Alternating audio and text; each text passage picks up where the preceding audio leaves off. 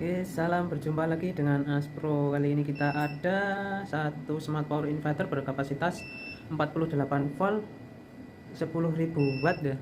Pesanan dari Bapak Suparmo, Semarang. Untuk tampilan depan masih seperti biasa, ada indikator PLN, indikator inverter, voltase inputan PLN, serta switch on off inverter, ada LCD pembacaan SPWM Atmega serta tombol bypass. Dan kita juga mau melihatkan untuk outputnya. Ini di osiloskop yang kuning adalah output dari mesin ini, yang biru inputan dari PLN. Serta kita kasih bolam untuk melihat apakah ada kedip atau enggak. Seperti ini bagian depan. Kita akan lihatkan bagian dalam. Oke, untuk bagian dalam seperti ini. Bagian paling atas ini adalah blok ATS, terdiri dari MCB dan kontaktor. Karena ini kapasitasnya besar di 10.000 watt, otomatis MCB-nya double ya. Ini ada MCB baterai double, soft start fungsinya seperti biasa, on pertama kali saat koneksi pertama baterai biar enggak protect. Ada kontaktor inverter, kontaktor PLN, MCB untuk inverter, MCB PLN, MCB charging. Ini tab charging, jadi nanti bisa menyesuaikan listrik di rumah atau untuk settingan arus. Jadi makin diputar ke angka nomor 3 nanti arusnya makin besar, atau menyesuaikan listrik kita. Jika listrik kita sangatlah buruk bisa di tab 3, jika listrik normal bisa di tab 1. Karena kapasitasnya ini cuman 1000 watt ya. Untuk bawahnya blok kit inverter. Kita memakai double gardan 40 MOSFET. Jadi di setiap satu blok ini ada 20 MOSFET, jadi kita double, kita tumpuk jadi 40 MOSFET. Tipe low frekuensi. Bawahnya lagi adalah ini trafo toroid full tembaga untuk step up nya dari 48 ke 220 volt. Trafonya gede ya. Oke, untuk inputan baterai berada di sini. Ini juga ada double terminal karena kita bisa menarik dua kabel dari dua baterai ya, karena kapasitasnya besar. Jadi bisa MCB yang atas tadi bisa difungsikan bila beban kecil bisa 1 MCB, jika bebannya besar bisa pakai 2 MCB. Jadi kita bisa buat ini positif negatif, serta outputnya berada di sini. Ini inputan PLN, ini output yang ke beban rumah. Ini inverter ini nanti bila ada beban-beban besar bisa langsung diambilkan ke inverter ini dan tidak akan mengganggu instalasi rumah. Jadi kita bisa bypass lewat tombol yang di depan tadi, kita bypass ke PLN, jadi pure yang ke rumah itu dihandle oleh PLN, dan yang inverter ini nanti bisa digunakan untuk beban-beban besar seperti las atau apa yang memerlukan daya besar, bisa kita pakai langsung dari inverter. Untuk bagian dalamnya seperti ini. Ini ada kipas untuk mendinginkan suhu ya. Jadi kipas yang dekat bawah ini standby terus mendinginkan suhu di dalam, tapi jika digunakan otomatis suhu di dalam ini akan meningkat dan nanti semua akan muter 100% ya. Sama ini untuk chargingnya juga sendiri di atas untuk mendinginkan penyarah serta trafo. Untuk bagian depannya seperti tadi, seperti ini bypassnya. Oke, voltase PLN kita 227. Untuk menu-menu masih sama ya di monitor Atmeganya. Kita lihatkan sekilas saja karena kita sudah sering melihatkan. Ini juga sudah ada manual booknya untuk setting-settingnya. Ini kita tekan menu, ada on off, inverter on, POD, over DC, adjust voltase baterai, delvan. Ini enggak ada kipas kecil tambahan jadi enggak usah.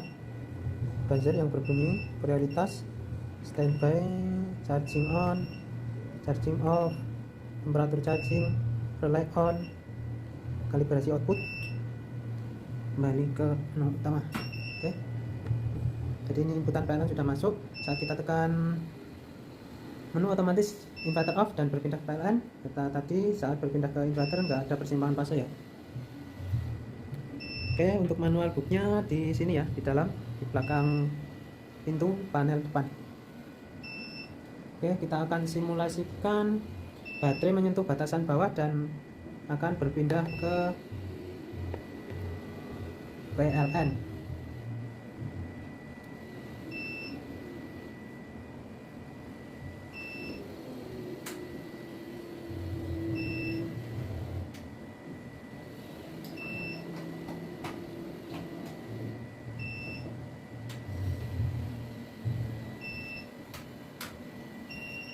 700 watt ini mulai mendekati 49,1, masih naik turun.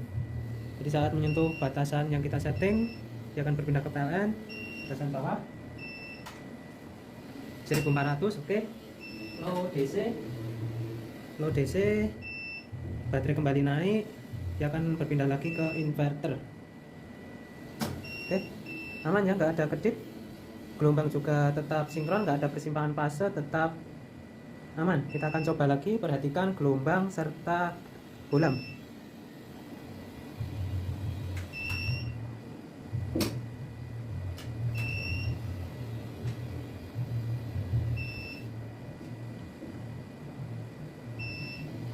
Oke, aman ya, nggak ada persimpangan fase, tetap normal. Kita coba lagi ya, untuk memastikan jalan sempurna. Oke, low DC berpindah ke PLN. Saat baterai naik ke settingan atas, dia berpindah lagi ke inverter. Untuk bypassnya juga sama ya, dia melewati sistem sinkron, jadi aman. Oke, nggak ada persimpangan fase ya, tetap aman. Oke, bolam juga nggak kedip. Seperti itu untuk sistem kerja ATS. Akan lihat untuk sistem chargingnya. Oke, ini charging masih off, posisi 0. Kita lihatkan posisi charging di AC. Oke, AC 0. Inputan PLN masih 0 ya. Jadi untuk cara mengoperasikan charging, kita putar dulu tabnya, baru kita on kan MCB charging. Karena kalau kita on kan dulu MCB charging, dia nggak akan melalui proses softar, nggak akan melalui proses di softar ya. Jadi softar ini berguna untuk meredam beban kejut. Jadi kalau kapasitas PLN kita cuma kecil, dia nggak akan charging ya. Jadi karena terhentak beban kejut yang besar, otomatis MCB meteran kita akan trip. Kita putar tab dulu, baru kita on kan MCB charging. Oke, ada ceklik 2 kali. Oke, 900 watt di tab 1, posisi PLN kita 227, 900 watt lebih ya. Oke, kita off kan, kita putar lagi di tab 2,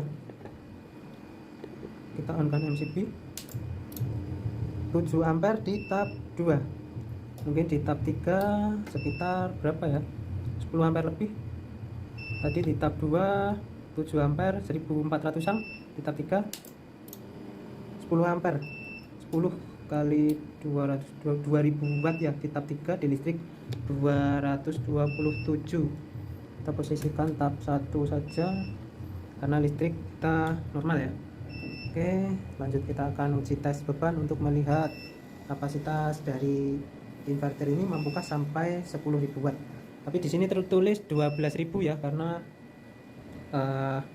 isi IC-nya di 12.000. Jadi beban kejut di atas 12 atau di atas 10.000 masih mampu terhandle ya. Oke, sebelum kita plug, kita akan lepaskan dulu untuk sumber PLN, karena PLN kita cuma kecil, jadi takut berpindah ke PLN dan MCB PLN kita trip. Jadi kita akan matikan untuk PLN nya. Ini kita tunjukkan sampai semampunya aja ya baterai kita, karena ini posisi di sini mendung, nggak mendukung, jadi kita semampunya aja.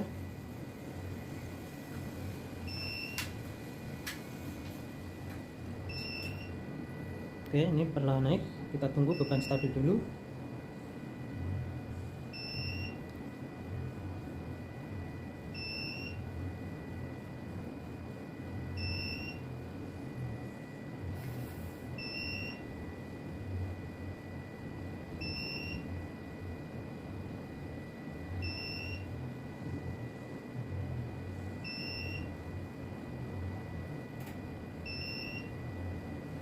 ini masih naik turun ya, 2000.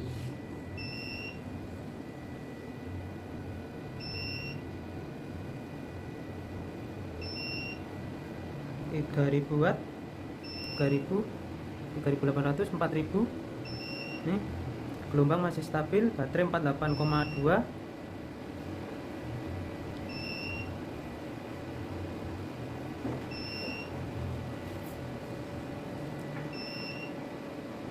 Kita akan tambah lagi, kita lihat gelombang serta watt outputnya.